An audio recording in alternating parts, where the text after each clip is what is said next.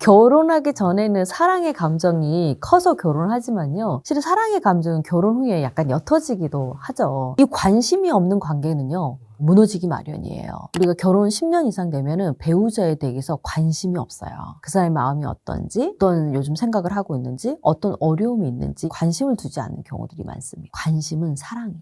그 심리학자 에이리 프롬이 이런 얘기를 했어요. 사랑은 기술이다. 저는 사랑은 감정이 아니라 능동적인 기술이어야 되고 그 기술을 잘 유지할 수 있는 능력을 갖고 계셔야 된다고 생각해요. 그래서 연기도 필요하다고 생각합니다. 싫지만 해보려고 하는 것도 노력이니까요. 내가 잘하는 것은 노력은 아니거든요. 근데 결혼은 내가 잘 못했던 것들을 해보는 게 노력이거든요. 예를 들어 연기가 필요했다고 하는 그 부분에서 어떤 부분이 있냐면 나는 사랑한다는 말을 잘하는 사람이 아니야. 그런데 사랑한다고 표현해보는 건 노력이죠. 그런 것들이 어찌 보면은 연기처럼 해볼 노력도 필요하다는 얘기예요. 그리고 또 이제 배우자가 사랑의 표현이 필요한 사람인데 나는 사랑의 표현을 하지 않는 사람이야. 그러니까 난 원래 안 해. 이러고 살면 힘들겠죠. 그렇지만 내가 원래 잘하는 사람은 아니지만 좀 연기하듯이 노력을 하다 보면 그게 습관이 되는 경우들이 있죠. 그러면 좀 더 안전한 가정을 만들기도 합니다. 그래서 언제 시작을 해야 되냐면 결혼해서 36개월. 우리가 애착이란 말 많이 들어보셨죠? 애착이 부모와 자식 관계에서 애착 관계를 잘 형성해야 아이들이 안정형 애착으로 자란다는 얘기를 많이 합니다. 많은 전문가들은 그 시기가 언제라고 얘기하냐면 0에서 36개월이라고 얘기를 많이 해요. 근데 부모와 자식만 애착이 필요한 게 아니고 부부도 애착이 필요한 거예요. 부부는 또 언제 필요하냐? 0에서 36개월. 결혼 시작했을 때, 신혼 때. 우리가 마음의 근육이 필요하다고 생각하거든요. 운동해보셔야 알겠지만 우리가 PT 선생님한테 운동을 배웠다고 해서 갑자기 내 몸에 근육이 생기는 게 아니잖아요. 몸이 약간 근육 만들어지는데 2, 3년 걸리지 않아요? 그런 정도로 생각하는 거예요. 그래서 사랑의 기술이라는 것은 우리가 배워서 익혀서 그거를 마음의 근육으로 만드는 시간, 그게 저는 한 3년 정도 걸린다고 생각합니다. 이때 서로를 신뢰를 만드는 거거든요. 애착이라는 게 뭐냐면 사랑 애자에 붙을 착, 사랑이 잘 붙어있는 관계. 이 관계를 잘 유지할 수 있으려면 그때 서로 관계하는 법을 제일 잘 만들어야 된다고 생각해요. 그때 서로 관계하는 법을 잘 형성하게 되면은 노년이 되어도 그렇게까지 불편하고 힘들게 살지 않거든요. 제일 기본적으로는 생각이 중요하다고 생각해요. 내가 결혼한 사람으로서 배우자를 존중하는 것은 내 시간을 내 맘대로 쓰는 게 아니고 내 배우자와 공유하면서 쓰고 있구나에 대한 생각, 기본 가치관이 정립이 돼야 돼요. 그 전에 결혼 전에는 그런 게 없었다고 해도 결혼을 했으면 내가 그게 중요한 사람이고 그걸 당연하게 생각해야 되구나 이렇게 생각을 하면 그런 행동을 하지 않거든요. 이거 모든 영역에서 다 그래요. 예를 들어 경제도 마찬가지잖아요. 내가 혼자 돈을 벌어서 쓸 때가 있었고 이제 같이 경제 공유를 해가지고 서로 함께 돈을 모아서 써야 되는 거예요. 내가 버는데 네가 뭔 상관이야. 이렇게 대화하면 당연히 대화가 안 되지 않겠어요? 실은 우리가 수명이 길어졌잖아요. 그러다 보니까 최소한이 4, 50년이고요. 지금 100세 시대에 산다 그러면은 잘못하다가 60년 이상 같이 살아야 되거든요. 근데 결혼 스타트부터 서로에 대한 이해가 없고 어떻게 살아야 되는지 모르게 되면 사랑해서 결혼했지만 고통으로 끝나게 되는 경우가 많죠. 그래서 습관을 바꾸는 거예요. 이 생각, 나는 시간을 공유해야 되는 사람이구나 라는 생각을 갖고 있게 되면 내가 친구를 만나가지고 늦게 들어온 게 미안할 텐데 내가 그런 생각을 하고 있지 않아. 그러면 너는 왜 항상 나를 간섭하고 괴롭히느냐 이렇게 대화를 할 수밖에 없겠죠. 그래서 생각이 중요하다는 거죠. 결혼에 대한 이해가 있어야 된다.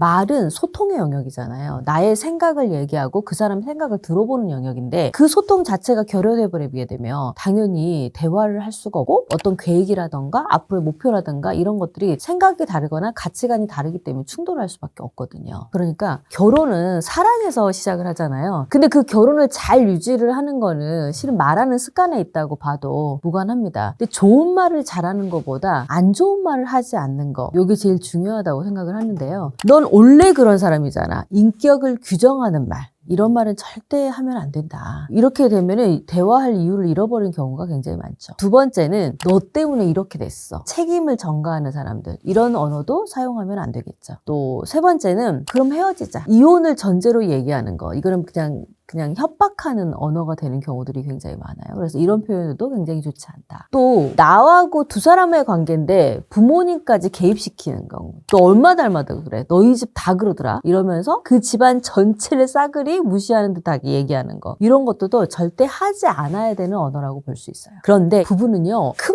문제 하나로 이혼하고 싶은 게 아니에요. 작은 갈등이 쌓여서 이혼을 하고 싶은 거거든요. 사소한 습관, 별거 아닌 습관인데 나는 너무 싫어. 근데 내 배우자가 그거를 해결하려고 하지 않아. 이때에 싸우는 거거든요. 대표적으로 부부 관계에서 한숨 쉬는 행동이라든가 혼잣말을 하면서 혼자 틱틱거리는 그런 행동들은 집안의 공기를 완전히 차갑게 만들어버린 영역이 되거든요. 그래서 이유 없는 한숨이 나오죠. 이유 없는 아픔이 돼버리는 경우들이 있어요. 그래서 배우자의 한숨은 실은 다른 배우자에게는 상처가 됩니다. 그리고 또 이제 의논하지 않고 결정해서 해버리는 것들. 의논이라는 게 없어, 배우자하고. 난 마이웨이, 나만 내 인생 알아서 살아. 그래서 부부로서의 존중해주는 의미가 없는 거. 예를 들자면 나 오늘 친구 만나가지고 늦을 거야. 이런 것도 실은 결혼이라는 것은 서로가 같이 시간을 공유하고 함께하는 걸 공유하는 거잖아요. 그럼 퇴근 후에 함께하는 걸 공유하는 게 부부인 건데 당연히 나는 내 친구를 만나는 게 당연하고 너는 내가 이렇게 사는 거에 대해서 관여할 필요가 없어. 이렇게 단절하듯이 얘기하는 경우들이 있어요. 이런 경우들은 배우자를 무시하는 언어라고 볼 수가 있죠.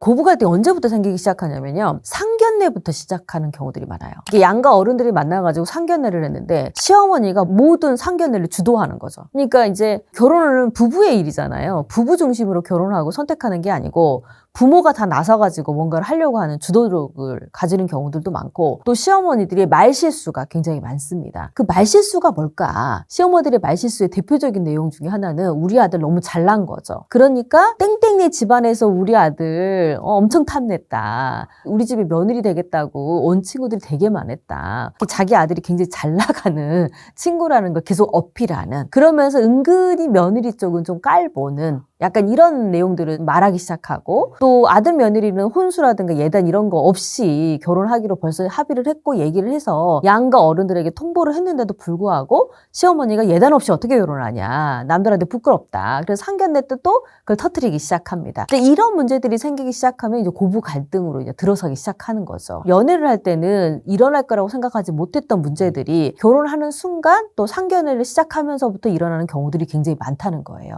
결혼을 준비하는 과정에서 별의별 간섭이 되게 많습니다. 대표적으로는 자식들에게 간섭을 하는 거죠. 집안일, 육아 이 모든 것들을 간섭하다 보니까 일어나는 문제가 제일 큽니다. 가장 큰 원인은요. 경계선 붕괴예요. 경계선이 붕괴됐다는 것은 고부 갈등의 70% 이상은요. 어디까지가 부모의 영역이고 어디까지가 부부의 영역인지 경계가 모호하다는 거죠. 근데 시어머니가 좀 나빠서라기보다는요. 아들이 좀 독립이 안 돼서 일어나는 문제라고 저는 생각해요. 그리고 또 이제 사랑이라는 이름으로 통제하시려고 하죠. 많은 시어머니들이 이렇게 얘기해요. 너희 다 잘 되라고 하는 거다. 내가 안 해주면 누가 해주냐. 나 없으면 안 돼. 이런 느낌으로. 근데 그 며느리 입장에서는 선택권이 없는 도움이죠. 며느리를 가족이 아닌 뭔가 이렇게 역할로 볼 때도 문제가 생겨요.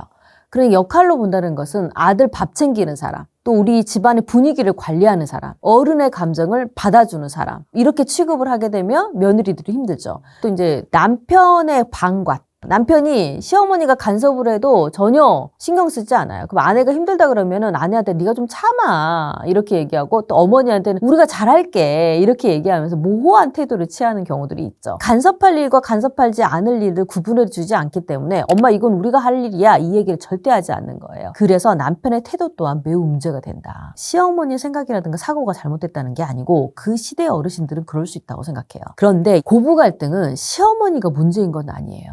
시어머니가 간섭을 하는 것도 문제고 시어머니가 나서는 것도 문제이긴 합니다만 여기서 문제는 남편이 대처하지 못하는 문제인 거예요. 어머니의 간섭을 당연시하고 또 어머니가 말하는 것을 무조건 맞다고 얘기를 하고 또 어머니하고 갈등을 피하기 위해서 아내에게 참으라고 하고 이런 게 잘못이라는 거죠. 그래서 저는 모든 고부 갈등 시집살이는 남편의 태도만 바뀌어도 달라진다고 생각합니다. 그러니까 해결책이 있어야죠. 이거는 해결해야 되는 문제예요. 그냥 모호하게 시간을 지나가지고 해결할 수 있는 경우가 아니거든요. 근데 많은 사람들이 이 문제를 인지하지 못하고 시간을 보내는 경우들이 있어요. 무슨 문제냐면 가족이 되고 좀 더 친해지면 나아질 거라고 생각해요. 근데 절대 그렇지 않아요. 고부 갈등은 한 번 생기잖아요. 그럼 끊임없이 문제가 생기고 끊임없이 갈등하는 경우가 많기 때문에 절대 방치해서는 해결할 수가 없다. 더 깊은 골이 생기면 생겼지 좋아질 일은 없습니다. 고부 고부 갈등을 해결하는 원칙을 좀 세울 필요가 있어요. 첫 번째는 남편은 경계를 세워야 돼요. 며느리가 나서면 갈등이 돼요. 며느리는 핏줄이 아니잖아요. 그러니까 며느리가 직접 나서가지고 어머니랑 싸우기 시작하면 이건 끝없습니다. 그래서 남편이 이 경계를 잘 세우는 능력을 키우셔야 돼. 그래서 엄마, 이거 우리가 알아서 할 일이에요. 이건 부부의 일입니다. 어머니가 선택하고 결정할 일이 아닌 것 같습니다. 이렇게 단호하게 얘기를 해서 경계를 세우라고 전 얘기를 합니다. 그리고 요즘 저한테 예비 부부들이 정말 많이 찾아오거든요. 예비 부부들의 남편들에게 제가 무슨 얘기를 하냐면 결혼하기 전에 독립선언을 해라 이렇게 얘기를 합니다. 독립선언문을 외쳐라. 그동안 잘 키워주셨고 뭐 저를 잘 키워주셔서 이렇게 결혼까지 하게 됐으니 매우 매우 감사합니다. 다 부모님 덕분입니다.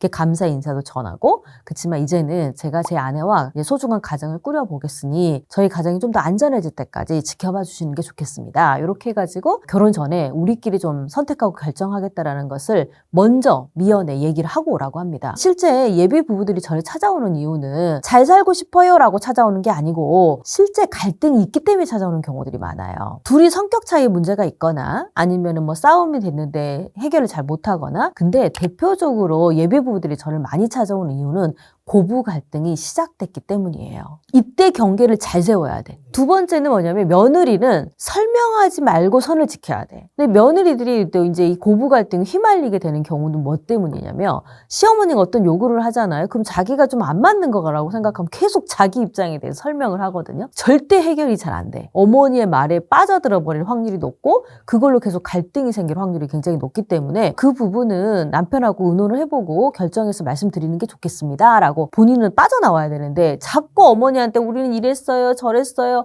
어머니 그건 우리가 해야 될 것 같아요 뭐라 자꾸 얘기하다 보면 끝없이 관계가 무너지는 경우들이 있죠. 그래서 절대 대놓고 얘기하지 않아야 된다. 말려들면 안 된다.